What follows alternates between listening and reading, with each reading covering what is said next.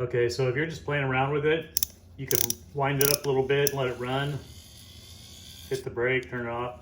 But if there's no needle in it, you're just playing around with it, don't wind it up all the way and let it run super fast and put the brake on and off. It's probably not good for it. The brake is just a little plastic thing that stops this cam, so it can be worn out if you're stopping it at high speeds off and on. It comes with a little bottle of oil. Before you go use it, drop maybe a half a drop into the nipple right there on the cam. I like to put a little dab of Vaseline or A&D or whatever you're using for the tattoo. Put it on the grommet. That'll help cut down any friction. If you choose to use a rubber band, you don't have to, but if you choose to, put it around like that and then cross it over in the back.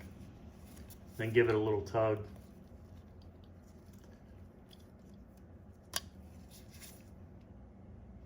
When you go to use it, put the brake on and then give it 9 turns. And when I say turns, they're actually half turns, so they're like this.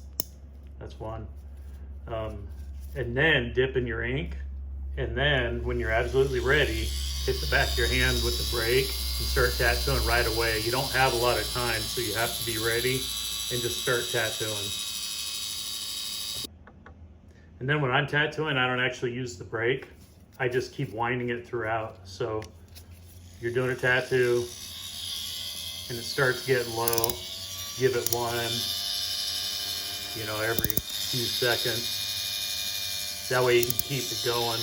And then when you need to set it down, you can always just set it down. You might want to make sure the tip's hanging over the edge of the counter. Another thing is I found using it backwards is actually kind of easier. So you gotta turn your tube around, turn your needle around too, change the grommet. But when you're doing it like that, it actually balances a lot better. It's not as awkward, and you can turn the handle really easy. Make sure you put tape around the handle. I just use masking tape to wrap a couple layers around the handle so that it's got a barrier on it. You're gonna want to use a metal tube. Black Claw makes disposable metal tubes that work great.